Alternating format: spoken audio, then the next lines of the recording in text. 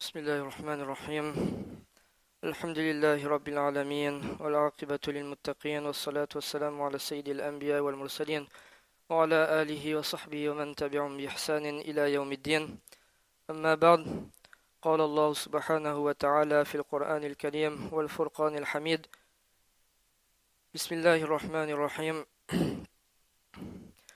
والسابقون الأولون من المهاجرين والأنصار والذين اتبعوهم بإحسان رضي الله عنهم ورضوا عنه وعد لهم جنات تجري تحت الأنهار خالدين فيها أبدا ذلك الفوز العظيم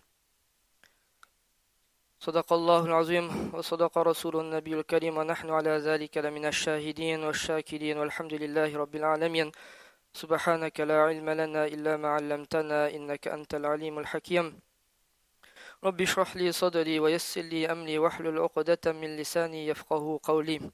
Toutes les louanges reviennent à Allah subhanahu wa ta'ala qui nous a permis d'accomplir la salat de Fajr en jama'a et qui nous donne également le tawfiq de s'asseoir quelques minutes pour étudier et pour apprendre son din.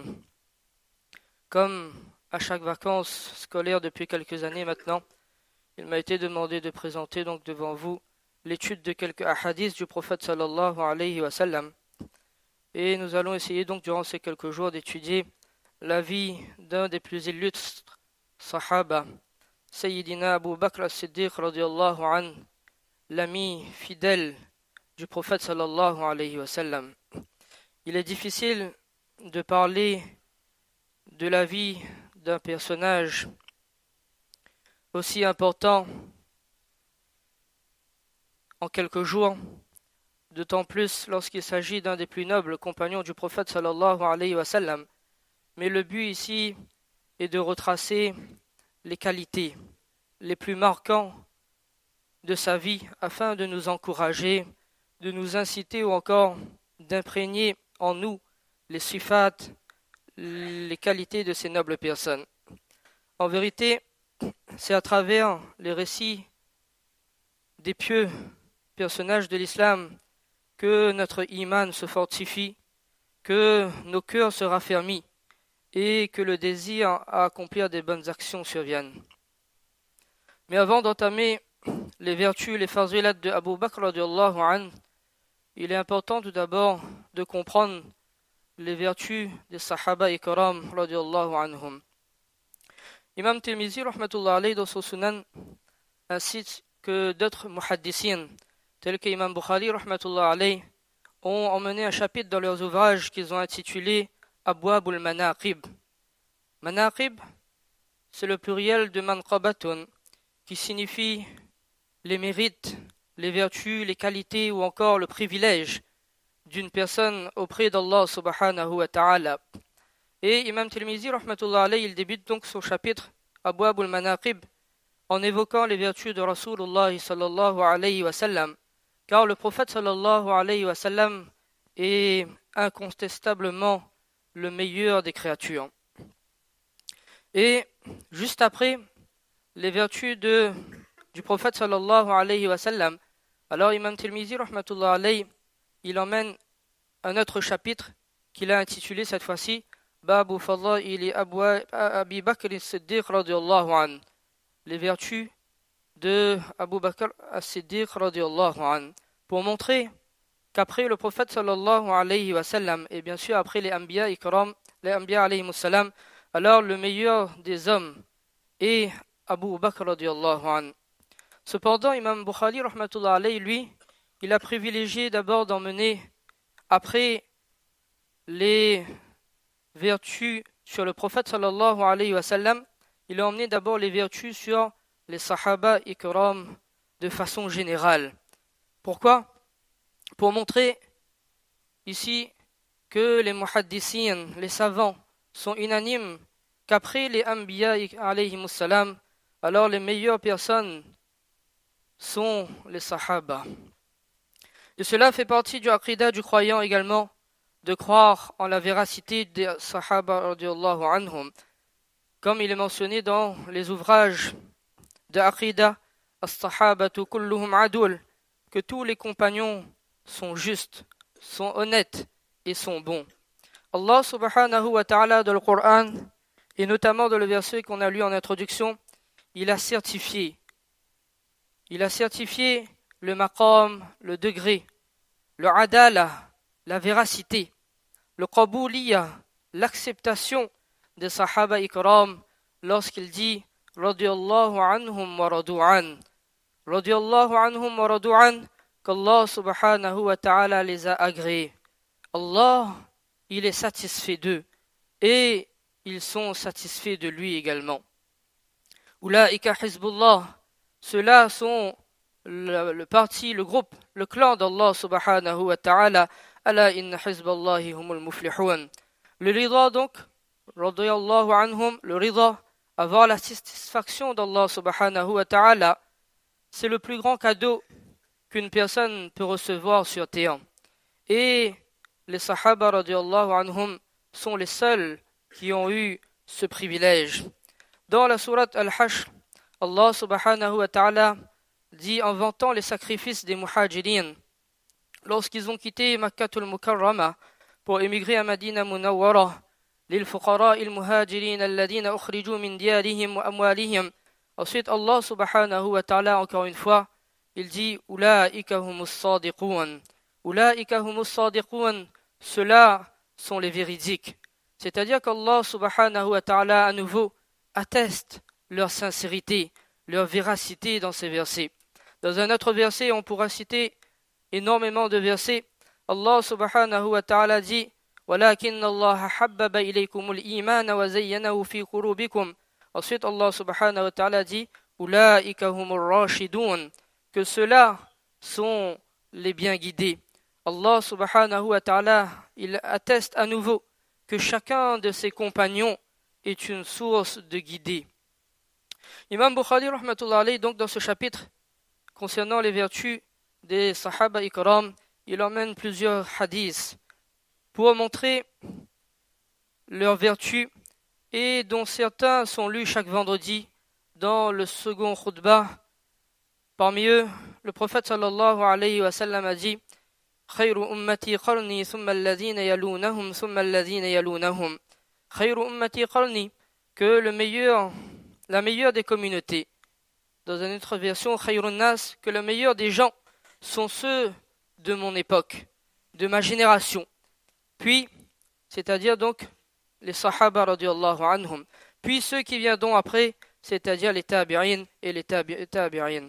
Imam Tirmizi rahmatullah alayhi également rapporte un hadith d'Abdullah ibn Mughaffar radiyallahu anhu, dans lequel le prophète sallallahu alayhi wa sallam a dit Allah fi ashabi la tattakhidhuhum gharadan min ba'di man ahabbahum fa bihubbi ahabbahum wa man abghadahum fa bi bughdi abghadahum. Que craignez Allah à propos de mes compagnons, ne les prenez pas pour cible après moi. Ceux qui les aimeront, alors ils les aimeront par amour pour moi, et ceux qui auront du mépris pour eux, alors ils l'auront par mépris pour moi. Ces hadiths que l'on a l'habitude d'entendre dans les khutbahs du vendredi ont été instaurés à la base par Omar ibn Abdel Aziz, rahmatullah alayhi, qui est connu également sous le nom de Omar Thani, ou encore le 5e calife de l'islam. En voyant les gens à son époque critiquer certains des compagnons du prophète sallallahu alayhi wa sallam, et aujourd'hui encore cela existe, alors c'est pour cela qu'il a ordonné, qu'il a instauré que ces hadiths à propos des sahaba soient lus dans les khutbahs du vendredi. Bref, dans un autre hadith rapporté par Ali radiyallahu anhu, que Imam Daylami rahmatullah alayhi a rapporté dans son musnad, le prophète sallallahu alayhi wa sallam dit à nouveau à propos des sahaba radiyallahu anhum que إذا أراد الله برجل من أمتي خيرا ألقى الله حب أصحابي في قلبه, que lorsqu'Allah subhanahu wa ta'ala il souhaite du bien pour une personne, alors il lui met dans le cœur l'amour de mes compagnons. ألقى الله حب أصحابي في قلبه, lorsqu'Allah subhanahu wa ta'ala il souhaite du bien pour une personne, alors il lui met dans le cœur l'amour de mes compagnons. Donc l'amour des sahaba radiyallahu anhum est un signe de l'amour d'Allah subhanahu wa ta'ala, et il est impératif pour chaque musulman d'aimer et de tenir des paroles correctes à propos des Sahaba radiyallahu anhum. Les Sahaba sont ceux qui se sont dévoués pour le din d'Allah subhanahu wa ta'ala, malgré les persécutions, malgré leur pauvreté, malgré les difficultés de l'époque. Mais ils ont persévéré, ils ont fait preuve de courage en sacrifiant parfois leurs biens, comme on retrouvera lorsqu'on parlera de Abu Bakr as-Siddiq radiyallahu anhu, parfois leur famille, parfois même leur propre personne, pour Allah subhanahu wa ta'ala et son prophète. C'est pour cela que dans un autre hadith, le prophète sallallahu alayhi wa sallam a dit « La tasubbu ashabi » que n'insultez pas mes compagnons, car si l'un de vous donnerait en aumône une masse d'or équivalente à la montagne de Uhud, pour ceux qui ont déjà vu la montagne de Uhud, alors il n'atteindrait pas l'équivalent de ce que mes compagnons ont sacrifié pour Allah subhanahu wa ta'ala. Que si l'un de vous donne en aumône une masse d'or équivalente à la montagne de Uhud, alors cela ne sera même pas équivalent de ce que les compagnons radiyallahu anhum ont sacrifié pour Allah subhanahu wa ta'ala. Donc ici quelques hadiths sur les vertus des Sahaba radiyallahu anhum. Les Sahaba, les savants, les ulama ont l'habitude de dire que le plus grand des walis ne peut atteindre le degré du plus petit compagnon. Le plus grand des walis ne peut atteindre le degré du plus petit compagnon. Certes, il est vrai que parmi les compagnons, il y a eu une supériorité en termes de mérite, de vertu, de certains compagnons par rapport à d'autres. Par exemple, les premiers qui ont apporté la foi et qui ont reconnu la prophétie du prophète sallallahu alayhi wa sallam ne sont pas au même degré que ceux qui ont apporté la foi dans les derniers instants, dans les dernières années de la vie du prophète sallallahu alayhi wa sallam. C'est pour cela également que certains ulama, ils ont hiérarchisé, ils ont établi une classification des sahaba en fonction de leur degré. Que parmi les sahaba, lesquels sont plus vertueux que d'autres. Alors certains ulama ont mentionné que tout d'abord, on va dire le plus haut niveau, le plus vertueux parmi les sahaba radiyallahu anhum sont les khulafa ar-rashidin.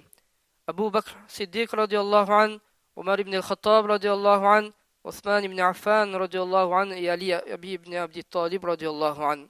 Puis, en deuxième catégorie, les Ashara et Mubashara. Les Ashara et Mubashara sont ceux que le prophète sallallahu alayhi wa sallam, dans un seul majlis, dans une seule assemblée, alors il a annoncé la nouvelle du paradis. Parmi eux, Talha ibn Ubaydullah radiyallahu anhu, Zubayr ibn Awam radiyallahu anhu, Sa'ad ibn Abi Waqas radiyallahu anhu, Sa'id ibn Zubayr radiyallahu anhu, Abdurrahman ibn Auf, Abu Ubayda ibn Jarrah radiyallahu anhu. En troisième catégorie, ensuite les Ahl Badr. Les Ahl Badr, ceux qui ont participé à la bataille de Badr, pour ceux qui ont entendu le récit de Badr, alors là-bas il y a eu énormément de sacrifices de la part des Sahaba radiyallahu anhu. Puis ceux qui ont participé à Uhud. En quatrième catégorie, ceux qui ont participé à la bataille de Uhud. Puis en cinquième position, ceux qui ont fait le Bay'at Ridwan, le serment d'allégeance, lorsque Allah subhanahu wa ta'ala dans le Coran dit laqad radiyallahu 'anil mu'minina iz yubay'unaka tahta ash-shajara, que Allah subhanahu wa ta'ala a très certainement agréé les croyants quand ils t'ont prêté serment d'allégeance. Lorsque le prophète sallallahu alayhi wa sallam s'est retrouvé dans une situation difficile, alors les sahaba radiyallahu anhum, ils ont prêté serment avec le prophète sallallahu alayhi wa sallam que quoi que ce soit ta décision, alors nous te suivrons, ne te lâcherons pas et nous serons à tes côtés. Alors ces sahaba radiyallahu anhum également sont, on va dire, sont parmi ceux que les ulama ont hiérarchisés. Puis ensuite donc vient les autres compagnons. Et le plus remarquable, le plus adjib également dans tout cela, c'est que Abu Bakr as-Siddiq radiyallahu anhu est l'un des rares qui entre dans toutes les catégories qu'on a citées, car il fait partie des Khulafa Rashidin, des Ashara et Mubashara, de ceux qui ont participé à Badr, à Uhud, et également de ceux qui ont fait le Bay'at Ridwan avec le prophète sallallahu alayhi wa sallam. C'est pour cela que les ulama et tous les muhaddissines sont unanimes que afdalur rajuli ba'da al-anbiya Abu Bakr as-Siddiq radiyallahu anhu, que le meilleur des hommes après les anbiya et après le prophète sallallahu alayhi wa sallam est Abu Bakr as-Siddiq radiyallahu anhu. Nous aurons l'occasion inshallah de revenir demain sur les vertus de Abu Bakr as-Siddiq radiyallahu anhu, mais ici c'était surtout pour voir les différents hadiths sur les fadaïl des sahaba radiyallahu anhum, afin de comprendre leur importance. Ce sont ceux qui nous ont transmis le din d'Allah subhanahu wa ta'ala et ceux qui ont sacrifié énormément pour qu'aujourd'hui donc le din d'Allah subhanahu wa ta'ala persiste. Et donc il est de notre devoir de croire en leur véracité, mais également surtout de bien parler à propos de ces sahaba radiallahu anhum. Donc Allah subhanahu wa ta'ala nous donne le tawfiq, la compréhension de ces quelques paroles, et inshallah donc durant les jours qui suivront on commencera donc le fazilat de Abu Bakr as-Siddiq radiallahu anhu. Subhanakallahumma wa bihamdika wa nashhadu an la ilaha illa anta wa nastaghfiruka wa natubu ilayk.